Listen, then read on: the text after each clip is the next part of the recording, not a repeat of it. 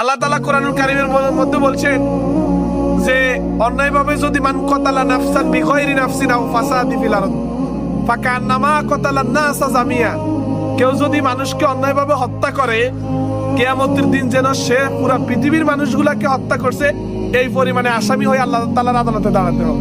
নাউযুবিল্লাহ। এখন আপনার কাছে প্রশ্ন যে এই কথা আমাদেরকে কেন বলছেন? আপনি তো হত্যা করেন নাই কাউকে, আমিও করিনি।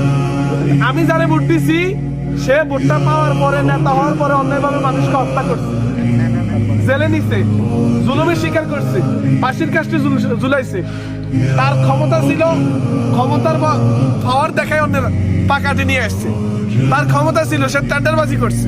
বেশি দূরে না, আমাদের এলাকায় অরিজিনাল জায়গা, ধরেন আমার অরিজিনাল জায়গা, ওনার ক্ষমতা আছে, এই ক্ষমতা প্রয়োগ করে সে ওই জায়গা থেকে 12 গাড়ি মাটি কাটিলে দেয়। আর কিচ্ছু না, তার কিচ্ছু নাই এলাকাতে। এ 2-1 দিন আগের ঘটনা। এখানে এমন একজন লোক আছেন, অনেক নির্যাতিত, আমি নাম বলতেছি না, আপনাদের সাথে কাজ করেন। সে অরিজিনাল জায়গা কিনছে, এত বেশি নির্যাতিত হয়েছে তাদের হাতে। এখন যদি তারা ক্ষমতায় আসে, নির্যাতন কি বাড়বে না কমবে? বাড়বে, অনেক বেশি নির্যাতন বাড়বে। আপনাদের জীবনের নিরাপত্তা থাকবে না, সম্পদের নিরাপত্তা থাকবে না, ছেলে মেয়ের নিরাপত্তা থাকবে না। যদি তারা ক্ষমতায় আসে, এদেশের অসহায় দরিদ্র মানুষদেরকে শোষণ করবে। এদেশের একটা মানুষকেও তারা সুখে শান্তিতে থাকার সুযোগ দিবে না। আসেন আমরা সকলে একত্রিত হই। আমি যে আয়াতটা পড়ছি সেটা হচ্ছে, আপনি হত্যা করলেন না, কিন্তু একজন হত্যাকারীকে আপনি সমর্থন দিয়ে ভোট দিয়ে তারা সংসদে পাঠাইছেন, এমপি বানিয়েছেন। কিয়ামতের দিন সে যে পরিমাণে অপরাধী হবে, আপনিও সেই পরিমাণে অপরাধী, কারণ আপনি তাকে সমর্থন করছেন। এজন্য ভোট এটা ফরজ ইবাদত, এটা আমানত আল্লাহর পক্ষ থেকে। বান্দার কাছে আল্লাহ তাআলা একটা আমানত রাখছে, যারে তারে দেওয়া যাবে না, যারে তারে সমর্থন করা যাবে না। যে ব্যক্তির কথা কাজে গরমিল আছে তাকে সমর্থন করা যাবে না। যারা টেন্ডারবাজি করে তাদেরকে ভোট দেওয়া যাবে না। যারা সাদাবাজি করে তাদেরকে ভোট দেওয়া যাবে না। যারা খতিবেরা মসজিদে কোরআন হাদিসের কথা বলে তাদেরকে বাধা দেয়, তাদেরকে ভোট দেওয়া হারাম, কবিরা গুনাহ।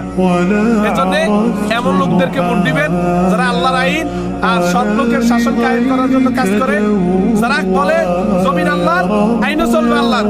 আপনারা তাদেরকে ভোট দিতে প্রস্তুত আছেন তো? ইনশাআল্লাহ। আপনাদের কাছে এটাই আকুল আবেদন, আমরা যা বলি তা সমাজে করব। যদি না করি, আমরা যা বলি যদি না করি, তাহলে আমাদেরকে রাস্তায় দাঁড়িয়ে আমাদেরকে জবাবদিহিতা করবে।